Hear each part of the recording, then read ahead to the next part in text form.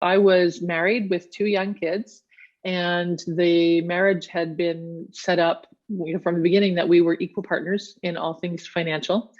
And all of a sudden, one day, he announced he didn't have any money to contribute to the mortgage account. And so, in the blink of an eye, I found myself to be the sole financial provider in a house, in a life that was set up to have two incomes.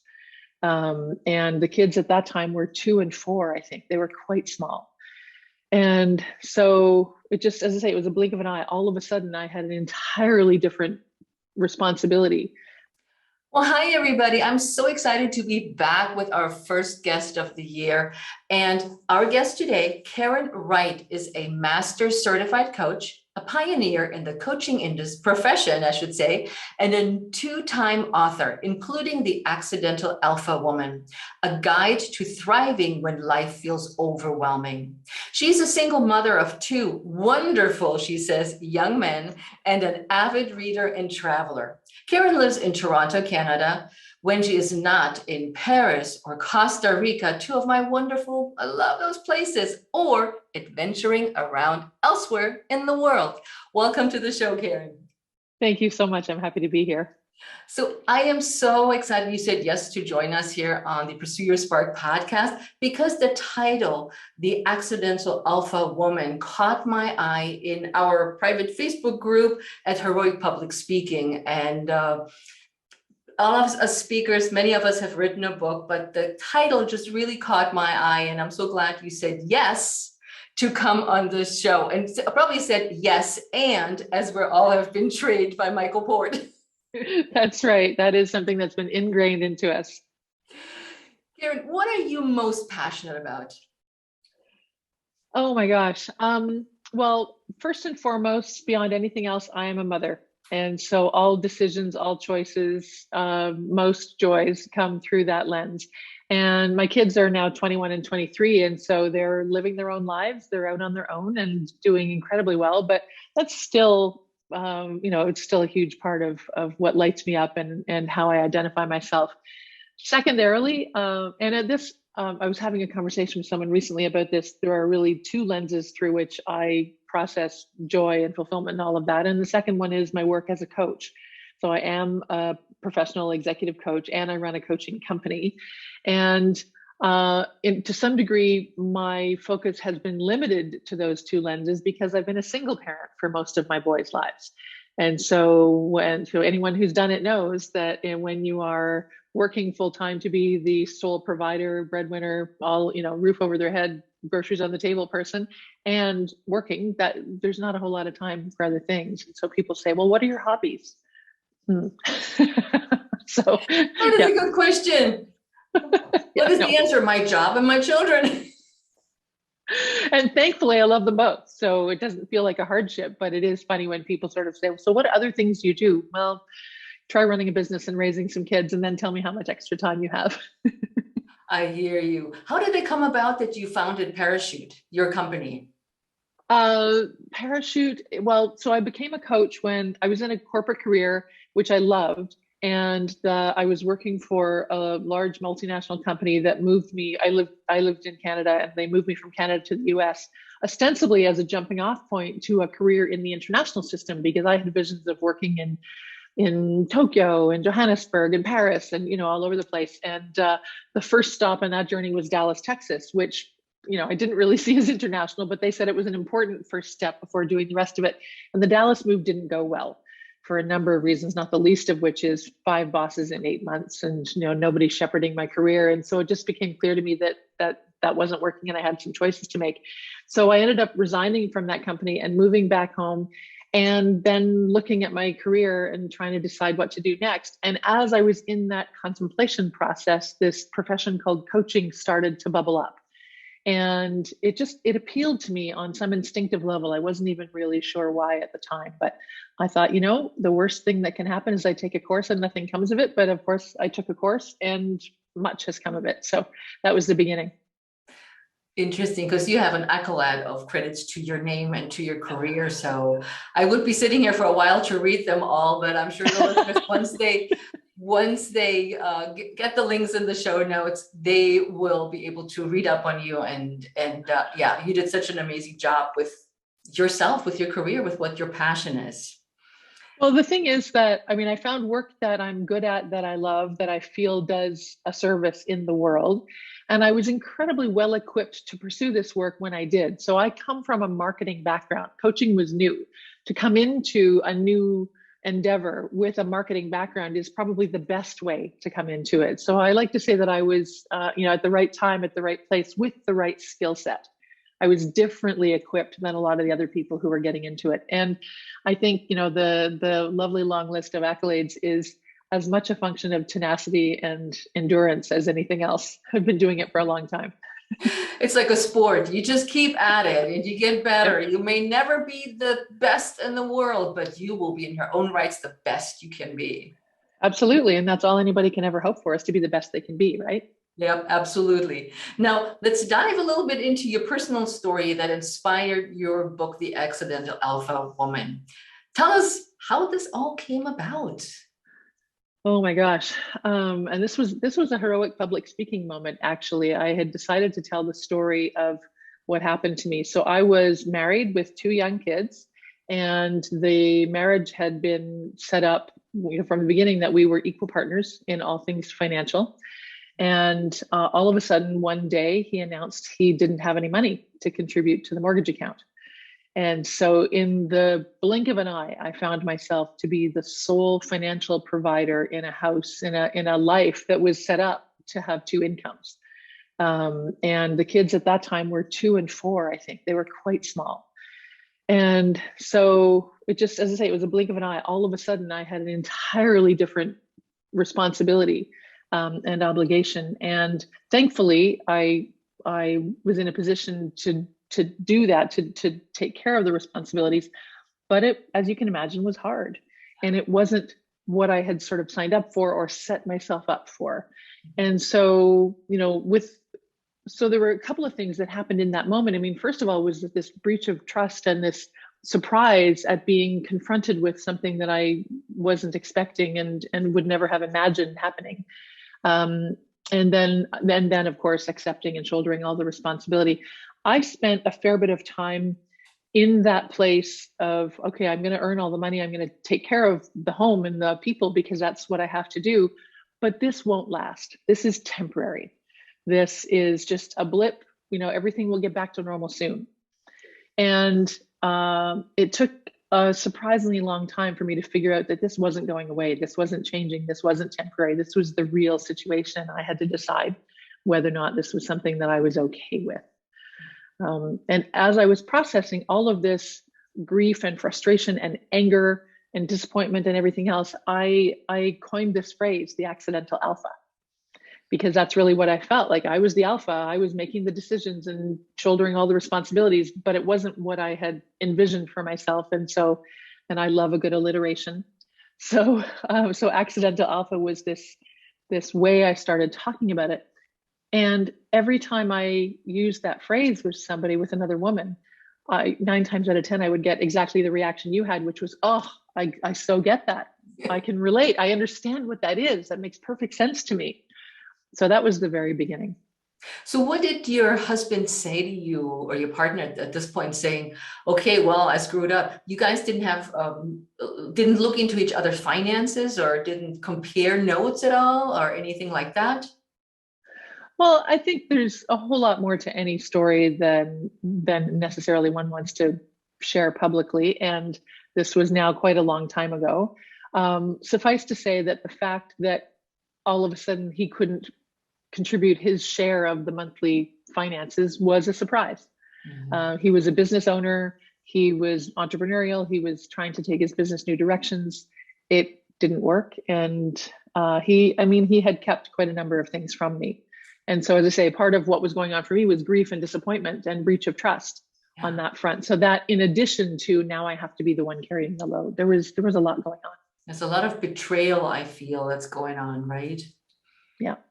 Yeah, because I just wanted to touch into a little bit more on that, because from my experience and from my audience and group, many times I hear women in my age. I don't know how old are you, Karen? 62. Okay, so in our ages, because I'm 60, I turned 60 this Mm-hmm. year. Many Oh, yeah, women, we are 60, sexy, and gray. Woo! right? Yes, so people, when you see the video, look at us. But Mm-hmm. many, many women have no clue about the finances in the house. They don't care really know much about their own finances, then the least to say about their partner's finances. And that has, from other episodes, has come up as a, wow, I really need to know what's going on the other Oh, side.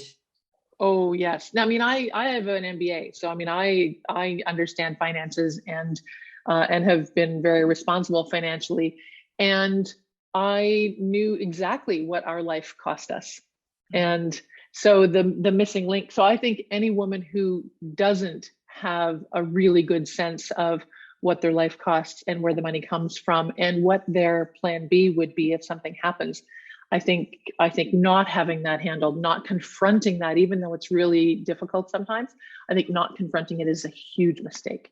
So I am with you that it's really, really important that we understand that aspect of our life in whatever form it takes. The missing link for me was that he hadn't disclosed the trouble his business was in and the degree to which he had been funding the problems in the business with his personal money. But, we got married at 35, and so we both had some resources coming in. Mhm. And so what I didn't know was that he had depleted his a lot of what he had come in with because he was trying to solve the business problem without telling me. Without telling you, yeah, communication is so important in a relationship. And Yeah. trust. And trust. Oh my God, yes, the total betrayal of trust right there. Now, Karen, describe the alpha woman to me, because the alpha male, we all know it's like the wolf hounding down the chickens or whatever. But what is the alpha woman like? Well, I distinguish in the book between an intentional alpha and an accidental alpha because, I mean, I know a huge number of women these days we all have some alpha in us, right? Alpha is essentially leadership. And I think the alpha word has gotten too closely associated with the conventional, stereotypical male form of leadership. But for me, alpha is I'm taking charge. I'm taking responsibility and I am going to go forward and do things in the world that I think are important and meaningful. And in my view, the difference between an intentional alpha and an accidental alpha is the intentional alpha started out that way, intended to be that way, designed their life to support them being that way. And I know intentional alpha women who are so living life solo and delighted by it. I know intentional alpha women who are in partnerships where that is an absolutely negotiated balance and it works beautifully. And in my case, I had envisioned life in an equal partnership. I had not envisioned being the one to take all of the responsibility and make all the big decisions. And so that for me is where the accidental aspect shows up. It's like, oh, hang on. All of a sudden, this is what I have to do. And it was not what I thought I was going to be doing, not how I thought I would be living my life. And people come to an accidental place a lot of different ways. Right? I mean, I can so relate to your book and what you're saying, because I found myself in similar shoes with a lot fewer assets and children pretty much the same age as your kids Oh were. boy. Mm-hmm. So I became that accidental alpha big time. No, you either sink or you float. That's the way I look at it. Yep. Now, when we're talking about your book, Karen, is the book about executives or for executives, women higher up, breadwinners, or what is your goal with the book? Well, I think that by virtue of the fact that an accidental alpha is oftentimes the breadwinner in their home, it's not for executive level women, but it is for women who have that capability of supporting a household, whether it's just themselves or whether it's a whole family. So there is a bit of a correlation between ability to earn and being this accidental alpha. My hope was so when I first started talking about the accidental alpha and thinking about doing something with it in the form of a book or a talk or whatever, I struggled with it a bit because I felt like I was just telling my story and I didn't feel like just telling my story was enough. And then I found a writing coach through this heroic public speaking program that you and I have both participated in. I found a writing coach and she helped me bring my professional knowledge into this idea. So she helped me put a coaching framework on this accidental alpha personality and create it as something that then might be helpful to others. So it's a little bit of, if I had applied everything I know, I might have found a better way through the process that I had to confront. And so how can I bring some of those tools to other people who might find themselves in a similar position? Yeah, a framework is so helpful, or a Mm. step-by-step process. So you're not getting lost of trying to figure out where the heck you're going to go with Right. your life, your thoughts, your assets, your whatever else is going on at that moment. Yeah. Yeah. Yeah, exactly. Now, that framework is called Receive. Tell us more about that. Well, when you set up to communicate something, it is great to have a way of framing things that people can remember. Yep. And the idea of being better at receiving is, I think, fundamental to getting through a difficult situation. A lot of women I know, and I am front of the pack on this. I'm fiercely independent. I will take care of it. I will handle it. No, I don't need help. I don't want to bother anybody. I don't want to admit weakness, whatever the reason. And so I think the idea of receiving help is a really important idea. And so when I was contemplating how to create a framework, I found that I could work with the word receive. And so the word is both the message and the framework. And then I was able to put together a series of steps that worked with that word using the first letters. Yeah, I love that. Now, you tapped on something that we want to do it all. And I know that I can just relate to you so much. It's like, I can do my job. I can raise the kids. I can drive to Sure. soccer practice, and I could cook a meal, and I could be a sexy partner on top of that. Why do we feel that way? What is that upbringing? Where does that come from? That Oh, we as women we feel that way. It's so frustrating. I know. You know, I'm not a psychologist, and so I can't say where it all comes from. I do think there's some aspect of I don't want to admit I can't handle it. In my case, there were some things going on in my life that I wasn't terribly proud of, and I was a little bit worried about what other people might think. So I'm going to take care of things so I don't have to let anyone in. There's the aspect of I don't want to bother anybody else. Everyone else has got all of their own things, so they probably don't have room to help me. Of course, True. without asking, because most people will help you if you ask. But so I think it's rooted in a lot of things. But I think the sort of stereotypical historical position of women has been caregiver, helper, nurturer, and I think we generally caregive and help and nurture ourselves last on the list, and I think that's the biggest problem. That's very true. Very true. Because Yeah, you know. somebody just recently asked me as I was interviewed. They said, "So what do you do for self-care?" And I sat there and I'm like, "I go for a run." And they're like, "No, no, no, for self-care." I'm like, "I don't really know. Yeah, well, I do this and that." And they're like, "No, this is not self-care." They were telling me that they had interviewed so many women that had no answer to the word self-care. What do you do for self? Do you meditate? Do you go on a trip? Do you get your hair done? Whatever it is, it doesn't matter. Yeah. And I couldn't think of anything. And they said, we have to start a day of self-care where it's not dependent on anybody else's wishes and needs and just what we would love to do at the moment. But Mm-hmm. Yeah, and there's a friend of mine who is in the beauty business, in the clean beauty business, and she likes to distinguish between beauty maintenance and self-care because beauty maintenance is not self-care. In many cases, it's either uncomfortable or it takes a lot of time, or it's probably using things that maybe we shouldn't ought to use if we really thought too hard about it. So she just says, look, do all the beauty maintenance you want to do, but don't consider that your self-care.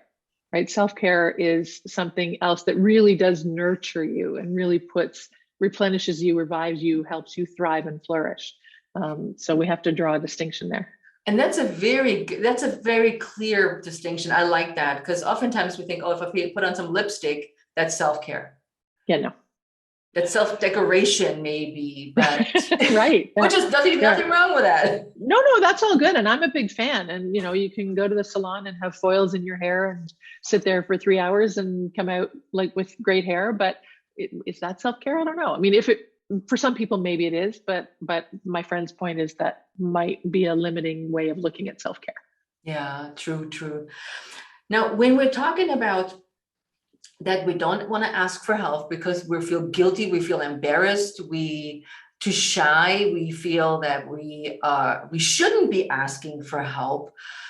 How do we get around then to get what we need to be the accidental alpha woman?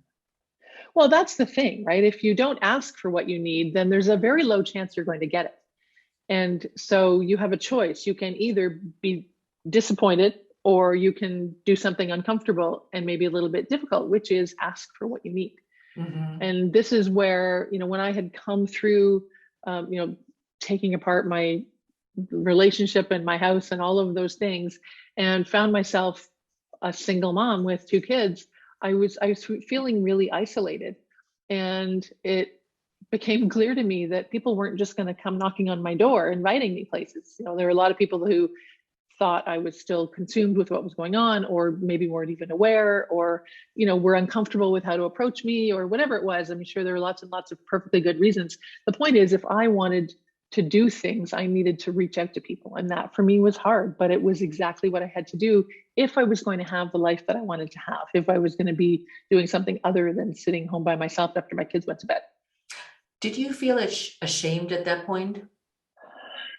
Um, I don't know. I think ashamed that I didn't see what maybe others could have seen. I wanted to believe the best. And this is, part of the process that I outline in the book is the idea of recognizing what's going on and then deciding what it means to you. But I lived for, in retrospect, too long in the place of this is temporary, this will pass, this isn't really something I'm going to have to deal with. And so I resisted confronting the reality of what was going on. And if there was anything I felt some shame about, it was that, because I think there are a whole lot of people in my life who looked at what was going on and could see it more clearly than I did. Yeah, when you're in the thicket of things, it's oftentimes you just don't see the tree before the forest, or whatever the saying is. I know. Yeah, I know. A friend of mine likes to say you can't read the label from inside the jar. I never heard that one. I like that. Yes. Credit Charlie Gilkey on that one. Oh, this is awesome. I love that. Now, when you're thinking that, so you're in that situation, you are the alpha woman. You're charging forward. I see that a lot of people want something from us. And I'm going in the direction of how do we set boundaries? Yeah, that's what I'm going with this. I'm sticking to this. Well, so again, this is something that an awful lot of women I know have trouble with, which is just saying no. Really thinking about what is it that I need and want or have capacity for, and saying no to the other stuff. And so, fairly early on in this shift in my journey, I had to decide what kinds of things I got involved with from a business perspective. How many boards did I sit on? How many events did I go to? And what I boiled it down to, and I love the word of the year idea. And so in that particular year, I boiled it down to, it was health, wealth, and family, not necessarily in that order, but if I would spend my time taking care of my health, taking care of my family, and earning the money I needed to earn to take care of my family. And if it didn't fit into any of those three categories, I was going to give myself permission to say no. And so I said no to a lot. Okay, so basically prioritizing where your personal needs are at that time. Mm-hmm. And I can't control whether somebody else gets upset because I say no. And I'm always going to say no politely and respectfully. But I also don't need to explain. Mm-hmm. If you invite me to an event and it just doesn't work for me, if I don't have the capacity to be there, I'm just saying no, thank you. I can't be there. Mm-hmm. Thanks for asking me, but I can't be there. And that's it. Yeah. Right? It's hard to say that at first. It is. I should be saying yes. No, I shouldn't. No. I know. But if you scroll ahead and think, well, how will I feel if I go? Well, I'll probably be tired and be wishing I could, I'm checking my watch, wondering when I can leave, and, that kind of thing. So which isn't always the case, but that's one filter. One way to look at it is think, okay, if I do this, what does it cost me in terms of the other things that are important to me? Will I get a good night's sleep? Will I see my kids? Right. Now, Yeah. which brings me to a little bit of a different question, because as a strong woman, we oftentimes get labeled, and I'm just using very gentle words like difficult and opinionated. So how do we change that perception? Because I get you, and the listeners are saying, yeah, they're also independent and they're also strong. But if I step up like this, people call me names. Let them. That was just let it sink in a little bit. Let them. Don't worry about it. Yeah. I mean, really, if I worried about what everybody thinks about me, I have a hard time getting out of bed in the morning. I know that I attempt to be good at what I do and respectful of the people I interact with and kind as often as possible. And you know what? I'm doing the best I can. And there are times when I might make a bold choice or be assertive about a decision or shut down an opportunity or disappoint a human being or whatever it is. But if I'm doing that respectfully, professionally, then if they are upset, I can't control that. I can't control what other people feel. And don't let those people make you feel bad about yourself. That's what I always do. No, exactly. But again, that's a choice we get to make. I get to decide whether I feel bad. Yeah. Right. Yes. So someone can try all they like, but I get to decide whether they succeed in making me feel bad. Very true. And some people try hard. Make no mistake. Some people try, right? Some people try really hard.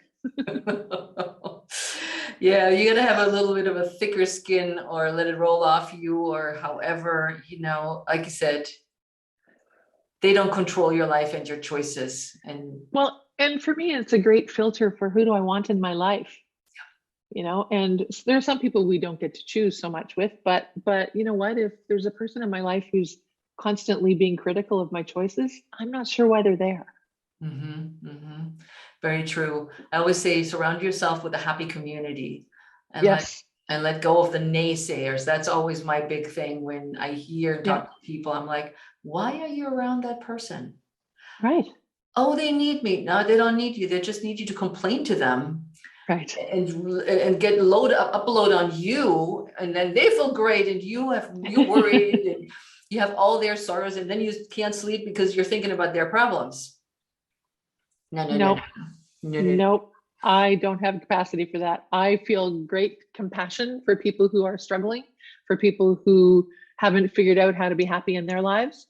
And if I have suggestions for them in terms of how they might have a happier life, if they ask, I'm happy to share, but I can't take responsibility for other people's happiness. Yeah, very true.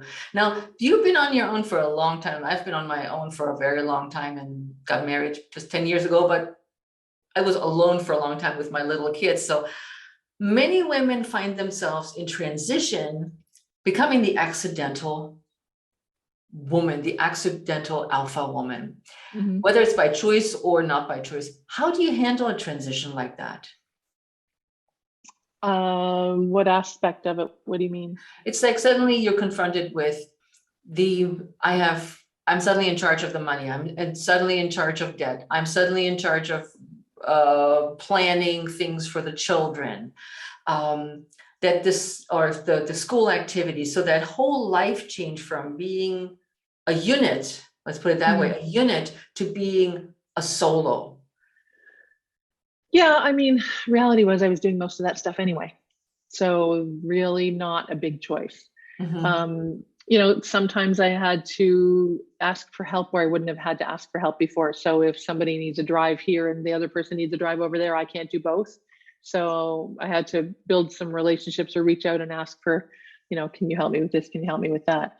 Had to cultivate a network of babysitters that I hadn't had before. I also waited. I waited to make the big change until my kids were of an age where I didn't have to hire a babysitter if I had to go to the grocery store. Right. So there was a long stretch of time between that pivotal moment when the financial situation changed and then when the whole actual marriage dissolution happened. So there was quite a long period of time. But I mean, handling things, I was handling most things anyways. Okay. Okay. So that was an easier, as I see that smile on your face, just like, in hindsight, I was like, yeah, got it all done, got it under control. Well, I mean, under control, I don't know. It's still, I think it feels different when you know you've got no safety net, right? When you know Yeah. that it's all on you. So I think whether or not I was the one reconciling the bank balance and paying the bills and handling the kids' activities and managing the doctor's appointments, the fact that that didn't change didn't mean that it didn't feel different. Yeah. Yeah. There's no support there. That's very true. Yeah. Yeah, exactly. So when you're thinking about, so you're in your solo life, you're the alpha woman, you're dealing with all of this, you started setting up boundaries, but you mentioned something earlier that struck me is that living too long in the or avoiding reality, being too long in your bubble, in your dream world. Tell us Yeah. more about that thought.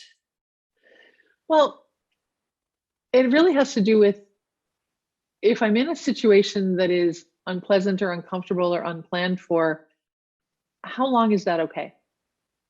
Right. So in my case, I was in a partnership where suddenly the other person wasn't contributing financially. And not that everybody has to have a 50-50 financial contribution situation, but everybody has to bring something to the party. And what I didn't do until maybe later than if I'd had it to do over again, I would have done it a little bit sooner, is confront how long is this okay? How long is it okay for me to be in this relationship where I'm feeling that I'm carrying too heavy a load? Mhm. Um, and again, the assumption starting out was that we would be financial equal partners. So the question I didn't ask myself soon enough was, how long am I okay being the carrier of 100% of the financial load here? And what would have to be true in order for me to be okay doing that long term? So that's a question I avoided asking myself for a really long time. Mhm. I can see But that. I didn't want to know what the answer was. This is a scary question. Yep. It Yep. really is. Yeah. Yep. How about on an emotional level, Karen? How Um, long, what has it felt like for you? How did you move on? so I am incredibly fortunate in that I have amazing kids and I have a really great relationship with both of my kids, and we always have had. And I love my work. And so I get an inordinate amount of fulfillment from my work, and that helps a lot. I think if I'd had a job that I didn't love so much, that probably would have made the journey a little bit more difficult because I wouldn't have had so much sort of positive being infused into my life Mhm. from the reward I feel from my work. Um, and then, as I say, I've got great kids, and I've always spoken to them like they're adults. Long before they really were adults. I have been pretty straight with them about, age appropriate, but straight with them about what was going on. Mhm. I mean, there was one very funny conversation we had when they were probably, I don't know, 12 and 14, or maybe a little older than that, maybe 14 and 16. But anyways, I told them that and so I'd been on my own for a while, and I told them that I was not going to contribute to the university funds anymore, that there was a certain amount of money put aside, but when the time came, they were going to have to figure out the rest of it. And they said, well, why? And I said, well, because I need to think about my own future and I need to plan for the long term for myself. Otherwise, I'm going to be living on a couch in your basement unless you want to pay for my retirement home. And my older son just said, oh, I'll pay for the retirement. I'll pay for the retirement home. No problem.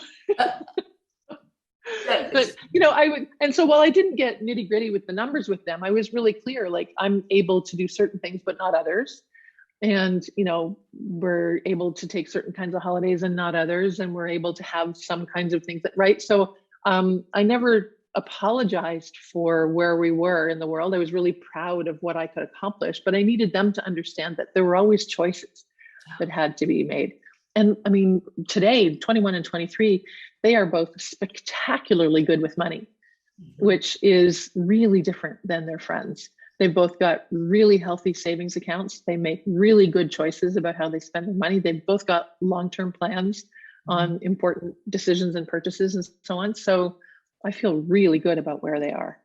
That's a really good feeling. My kids are 30 and 33, Uh-huh. and it's a similar situation Nice. financially. but also emotionally. Like Mhm. you, I never helped. So Yep. I can relate to that because I feel the same way about my children. I taught them about money, but I also taught them about the emotional aspect of a separation and where we were Mhm. financially. And my son to the day says, he's like, Mom, I can't believe how you managed with so little money and you Mhm. got everything done. And I say, well, you have to make do, and all these lessons that come from that, I think transcended, just like with your children, into their life, and they're aware now of what Mhm. they need to do or what needs to have happen in their life to for them to hopefully not be in the same perils. Exactly. Plus, along the way, I hope that we've taught them to be happy and comfortable with strong women. Yeah. There you go.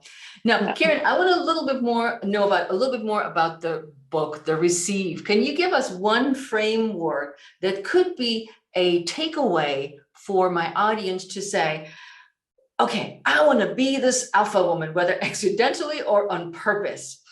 How do I get started? What would be one step, or yeah, what would you tell them?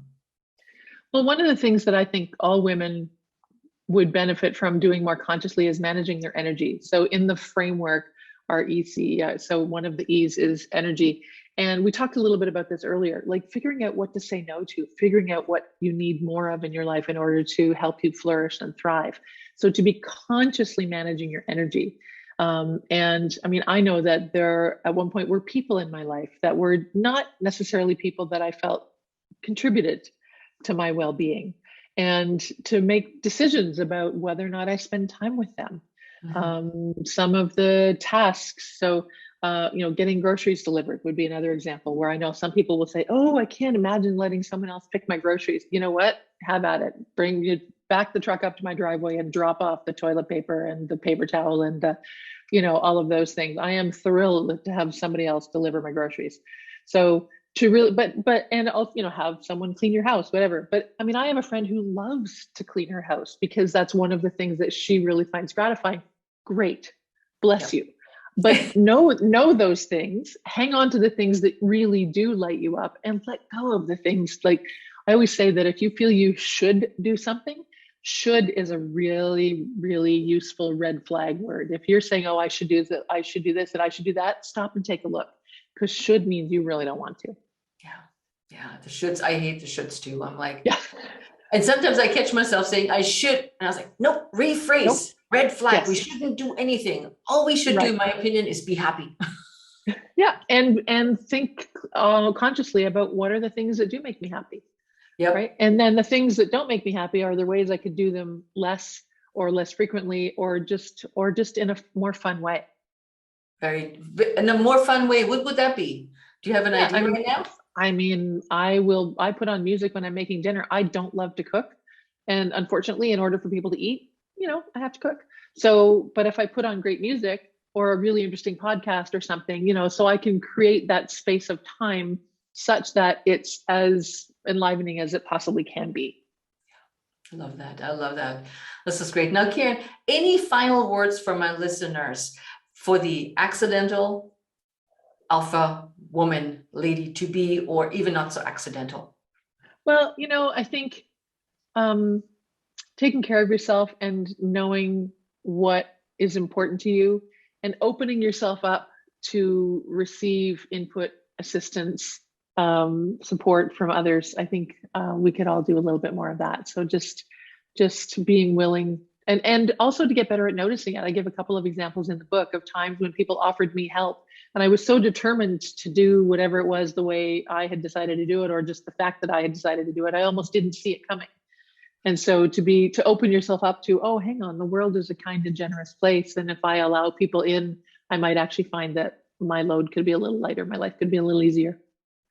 Very true. Because you, at the moment, you're thinking everybody's against you and nobody wants to support I know. you. The world is an evil place and you have to just plow on through. And you're laughing, you can relate. Now, Karen, where can people reach you on social and where can they get your book? The book is on Amazon all over the world. So, The Accidental Alpha Woman, The Guide to Thriving When Life Feels Overwhelming, and it's available in all the formats.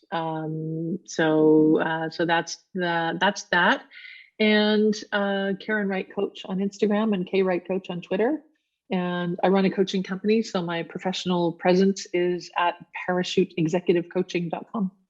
Yep, and Karen also goes out and speaks about all kinds of wonderful things related to us women and other things, of course. Thank you so much for joining us today, Karen. It's been a pleasure meeting you in person and hearing all about your book and your life and yourself.